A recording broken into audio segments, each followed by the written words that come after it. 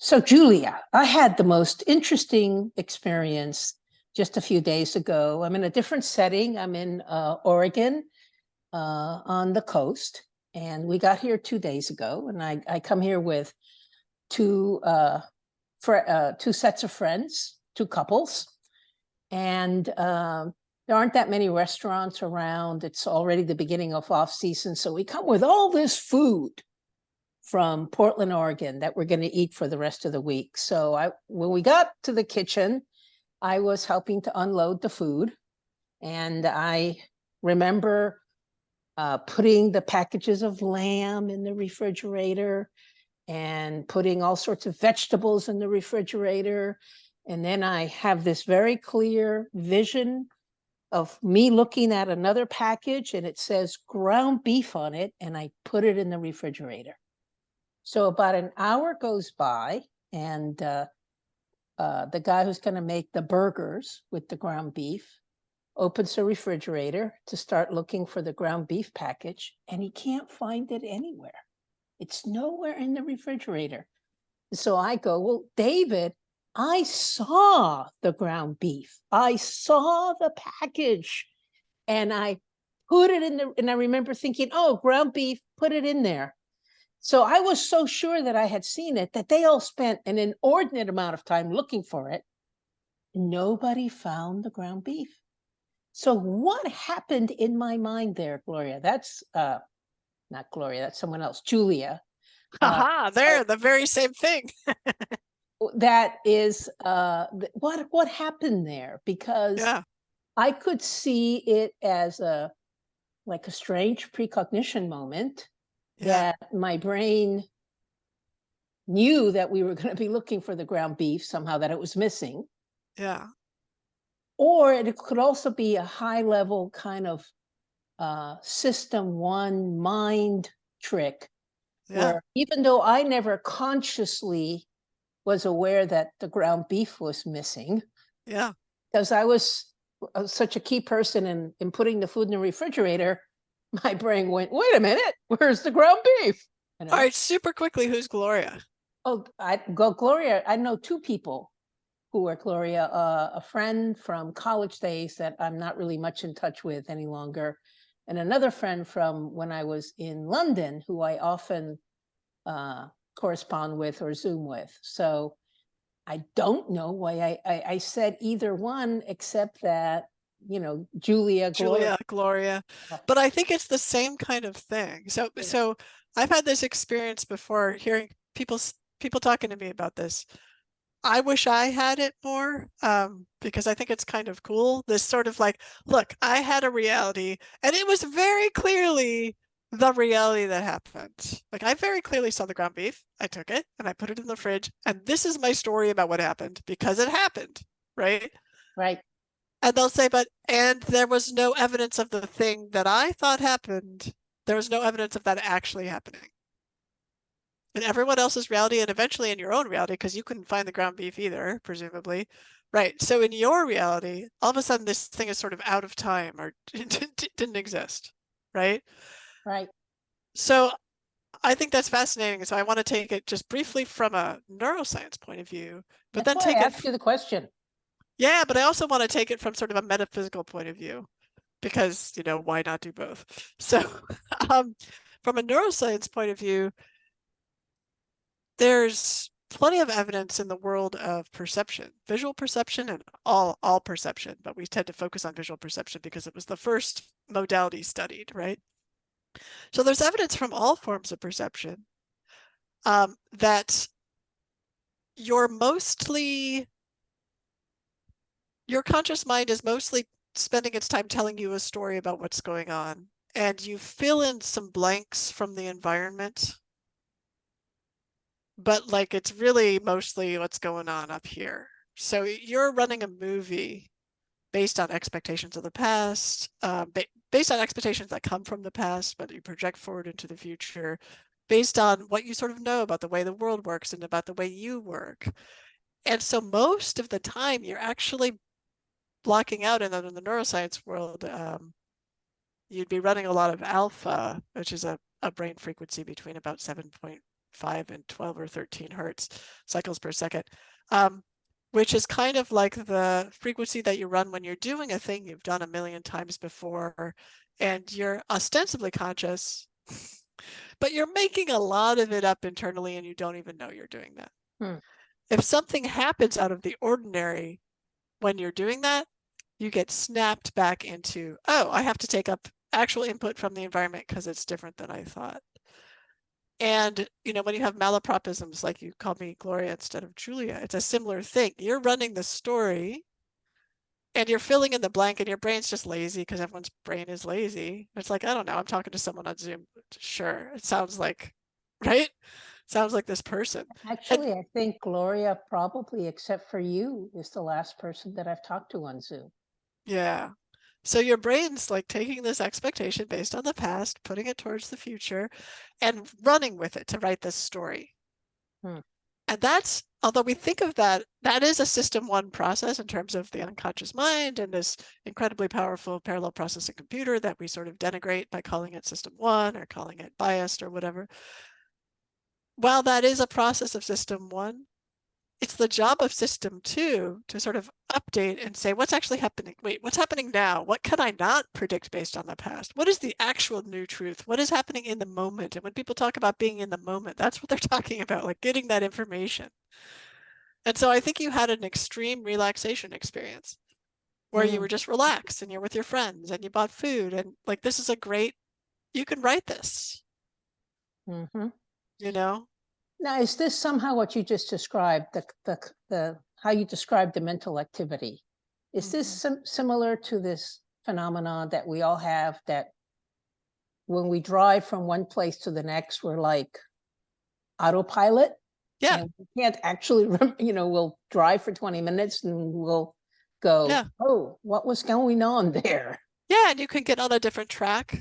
Yes. You know, the other day I meant to go to, I did have this happen to me and I was actually proud because this happens to people I know, right? I meant to go to Oakland, instead I went to San Francisco, and I'm going over the Golden Gate Bridge and I go, whoops. I just gotta go the other direction. And I was kind of proud, like, hey, I got into my own sort of story about what was happening so much. What's fascinating is you can still process, you can still function, you can still drive, you can drive safely. Thank God, because we do it all the time. We are running largely unconsciously all the time. And so I have no problem with that. I think it's a beautiful gift because it allows us to live in a world that feels more certain, and it allows us to move forward with our lives and make some things automatic so we can perceive new things. But you do notice it when you get in a situation like that. So that's the neuroscience point of view. Okay, you ready for the metaphysical point of view? Yes. Okay, the metaphysical point of view and the relationship between these is almost completely unknown, right? The metaphysical point of view is you did take out the ground beef. You did put it in the fridge. Your memory of what happened is actually correct, and you actually did have that experience. And then something happened and there was a time shift and you're in a different timeline where it didn't happen. Well, you know, that feels good to me because that's how strong my memory of taking the ground beef and putting it in the refrigerator is. Right. And that differentiates. And so the reason I say right is not because that's the right answer, because who knows what the right answer is. The reason I say right is that what differentiates you calling me Gloria from you having this experience is that I don't think, correct me if I'm wrong, but I don't think you had a strong experience of, no, I'm really talking to Gloria.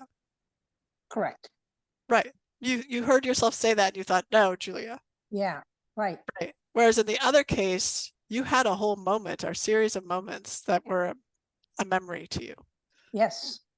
So I'm fascinated by those time shifts. Wow. Yeah. There are people who study them much more and who have whole experiences of, there's a story of a guy who sees a whole army in front of him from the 1800s. And now he's back in real time and he has some kind of evidence, I forget what it was, that it actually was an experience, like maybe he got a rock or something.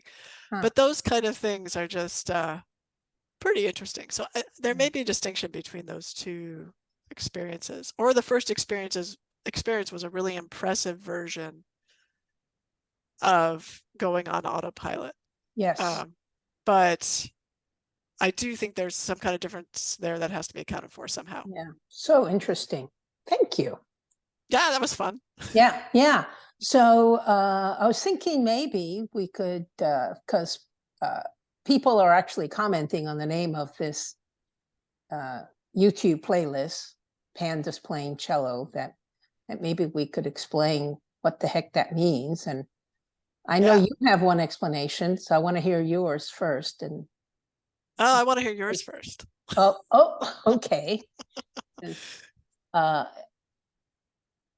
I think, well, this is complex because I described some of my motivation for beginning this YouTube channel, and then you talked about, you Pandas playing called it cello. Pandas Playing Cello. Oh, we should just reenact that. So what was your motivation Well, for? part of my motivation is that when you look at creators of YouTube content, that women are doing, fashion or beauty or cooking, and I do cooking, and let me just say that I respect cooking immensely. But you don't get too many women doing content on YouTube that are discussing issues such as the ones we hope to discuss, which are, I don't know that anybody's ever set out to discuss the intersection of national security and precognition or whatever you might call it. But, I just, as I said, then, the overall name of the channel comes from me, my grandmother, cosas de osos, things that bears do. And I do like to hold in my hands and play with and think about unusual things. And so Pandas Playing Cello both means, well, now you can say, why did you think of Pandas Playing Cello when I described my interest in this, doing this content? Yeah, so we had also been talking about the performative nature of being a woman. Yes, yes. And how there's this piece where, I was raised by my father, and then most of the time by two lesbian moms. And one of the most powerful things I learned is that women are expected to perform a certain way and that you don't have to do it. There's a choice. There's a choice. And you can choose to do it at certain times when it's beneficial or you want to. But it doesn't have to be your default. And so the real key was, the key to what that means, what that meant for me growing up was that I got really acquainted with what I really authentically believed to be true about my body, about my mind. And I just allowed myself, like when I was in high school, in this really fancy high school that we had moved to, we lived on the wrong side of the tracks, but everyone was really rich and they felt poor because they weren't going to a boarding school. And but it was a public school. And I was in the locker room and after gym, and so you'd be sweaty, and then I would be sweaty, and then I would go to the shower to take a shower, and it never occurred to me to put a towel around me because I'm just walking from the locker to the shower, and everyone else was wearing towels, and I was like, oh well. Then finally this sort of very performative person came up to me and said, why do you never wear a towel? Do you like your body? Like Oh, how accusatorily. interesting. Wow. Accusatorily. And I Mm. said, yeah, which was the wrong answer. I was like, yeah, I do. And that's how I felt about my mind too. I never got the message that the right thing to do was to not take your own mind seriously or to play with your thoughts or to express your thoughts. But what I've noticed is that when women don't necessarily do the performative thing, or they're authentically sort of in love with their minds or capable of feeling like, yes, they have genius and yes, they can express it, that is so rare that it's almost like if you walk down the street and you saw a panda playing cello. And what happens when you see a panda playing cello the first time? You're like, holy shit, there's a panda playing cello and everyone comes, looks and listens, and that's all you can see is this thing. But then in time, if there's always the panda playing cello and every day you see it, then you start thinking, do I like this music? Do I like that panda? You know, they Right.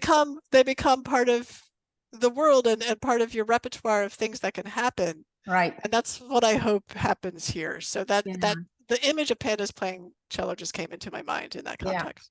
That was great. And I think, you know, just to be clear of what this additional way I think about it is, pandas playing cello are unusual, you know, in this dimension are unusual things. And I've always considered myself an analyst of small things, but really an analyst of small, unusual things. I'm always looking for anomalies that can provide greater insight about what's going on and greater and fuller understanding. And so that's kind of that additional meaning I have of pandas playing cello.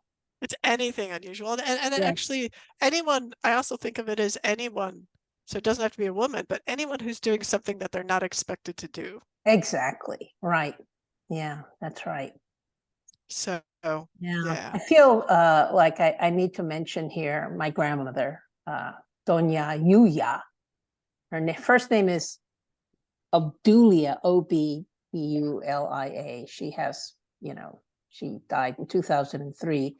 Obdulia is not a common name, and so people would nickname her as Yuya. like Y-U, Julia.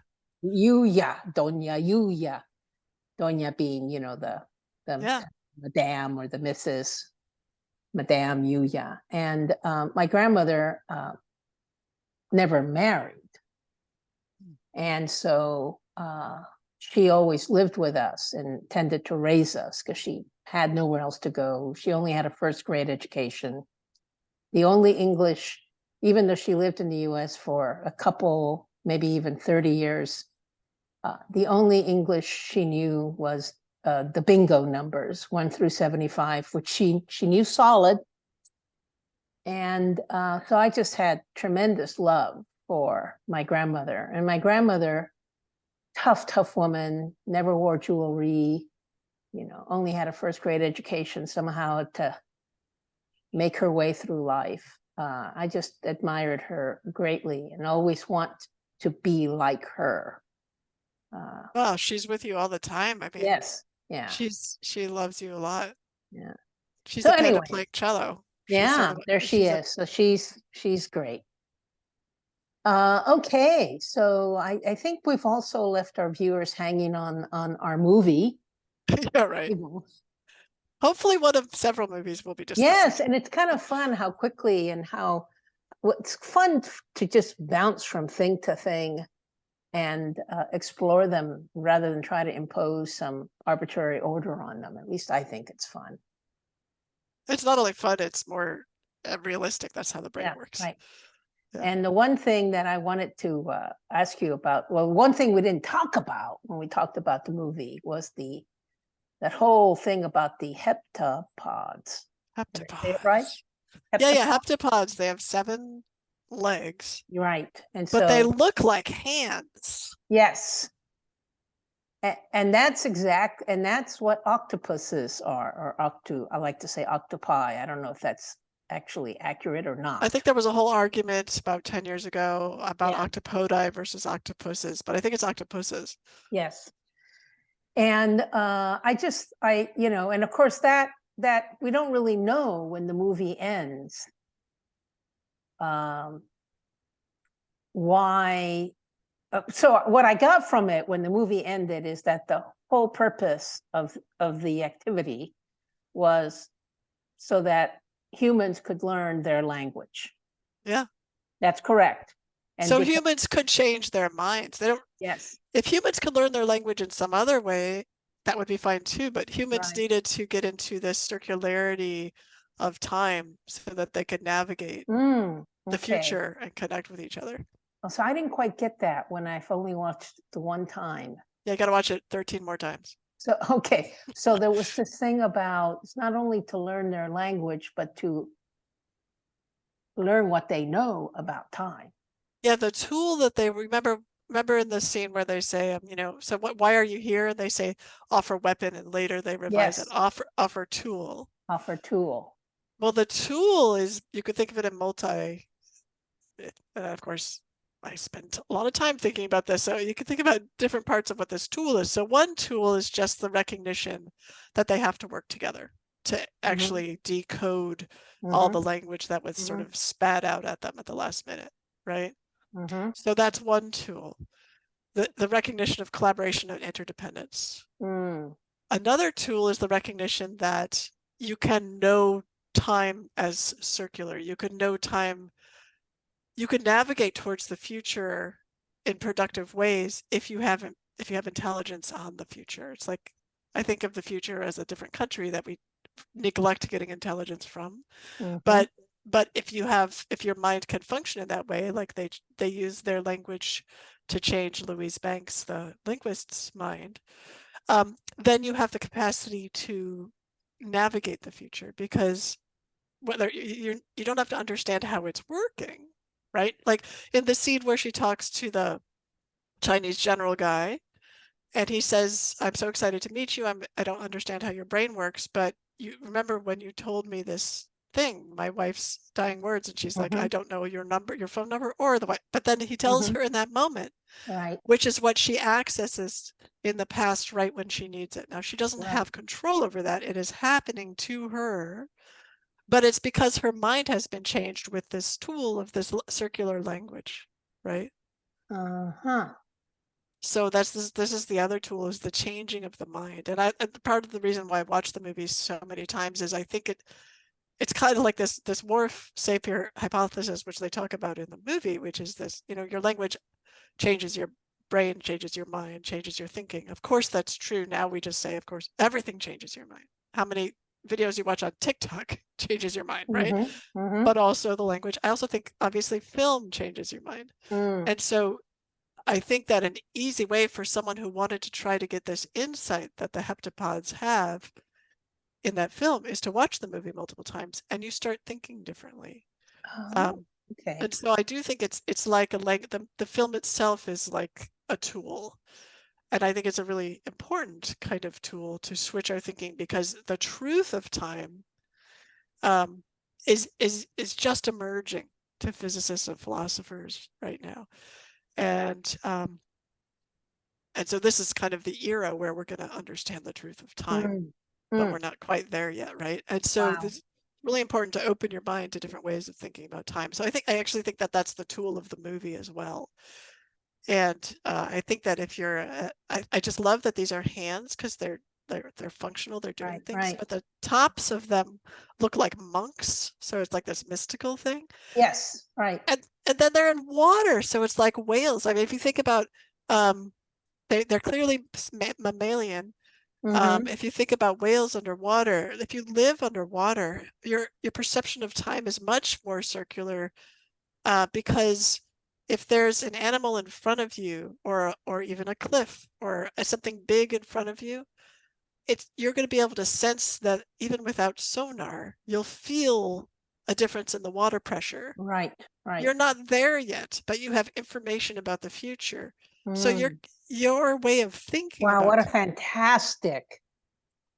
fantastic analogy, Julia. That yes. So yeah, that's all. That's been sort of my way of visualizing. We think about time as fluid, right? We talk about time like going with the flow, etc. Well, so if you live in fluid, your sense of time will be different. Of course it would be. Wow, it's really that's. By the way, our viewers, we did not script this moment. This was, in fact, a genuine aha moment. At least for me. Cool, good. I'm glad that when you mentioned that films change our brains, that you reminded of something I used to say a lot 10, 15 years ago. I was really interested in the fact that we, let's say the boomers, were the first generation to live in a world of images. So we had photography, we had moving images, and we were completely immersed in that. So a previous generation, they existed at the birth of things like movies and the proliferation of pictures, but they were not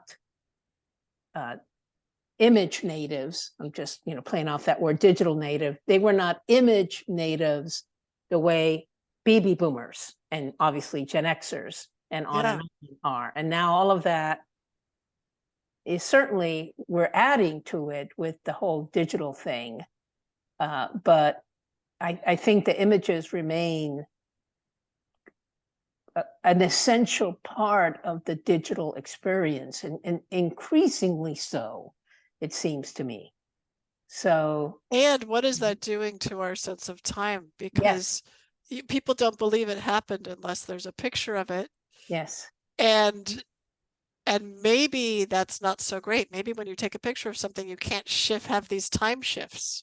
Maybe when you take a picture of something and you lock it into time, you don't get to have this flexible reality that could potentially be what's going on, and it reduces our choices. So there's something interesting there. And also, oddly, wearing my intelligence hat again, when I see pictures on, when I see pictures on social media being shared, I'm immediately suspicious of the picture. Yeah. Because I understand how easy a picture can be manipulated, just it has the wrong timestamp on it. And it can fool people. And so, whereas, 2 decades ago, sharing a picture was a real way of showing proof, now it's, the thing that can be most easily manipulated. And turned into a lie. Yeah, that reminds me of my immediate paranoid reaction when you asked me if I wanted to do Pandas playing cello. I was like, oh, then we'll get enough materials so that people can do deep fakes of one of us. Oh my. I don't know. I mean, like, seriously, I heard myself think that, and I thought, yep. Wow. Yes. Wow. It's like I have to ignore that stuff because otherwise you can't do anything. Right. So that's my paranoid side. I wanted to please bring these up. Yeah, so for people who are super interested in like what the deal is with time, and you want to open your mind and you don't want to watch a movie 15 times, you can read a really thick book called Time Loops by Margot. Really neat guy, friend of mine, colleague. Yeah, did I meet him? Yeah, he came to dinner at your house. By the way, not only does Carmen respect cooking, but I respect Carmen's cooking. It's really good. Really good. Yeah, so his book and my book came out on the same day in 2018. And if you want a wild journey through precognition and understanding of time, his book is great. And as usual, we'll put these in the program notes. Yeah, and I'll put my book too, but I think his is going to be more for the deep dive. Mine is more of a lay audience book. And then there's this one that's for absolutely not lay audiences. This is if you're into philosophy and physics, beyond the dynamical universe, these folks who think about the universe as one giant equation that describes everything from beginning to end. And it's all there all at once. And I'm very sympathetic with them. So I'll put a link to that in there too. Great. Thank you. So, dancing. Oh, yes. Are we done? Or are we done in our conversation for now? I am ready to dance in a circular way. Yes. Okay. So I think what we're going to do, and, maybe we'll get a little smarter about this, or smoother, maybe not smarter, but just smoother. But what we're going to do in just a couple of seconds, we're going to pause. And Julie and I are going to line up the song that we're going to sing to. And that'll be in the description, so you can click on it. And that'll be in the descriptions, right? And don't forget to check out the playlist for all the other songs. Yes. And so we'll pause ourselves, and then everybody can, the next time you see us, we'll be getting ready to dance. Yes. And who's the artist and what's the song? The artist is, oh gosh, let me bring up. Kirsty McColl. Kirsty McColl. Yes, Kirsty McColl. And the song is In These Shoes. In These Shoes, absolutely. So I'm going to pause the recording. And I think this speaks to the performative thing about that we were talking about. So yes. And hold on a second. Let me just get myself going. I'm going to pause the recording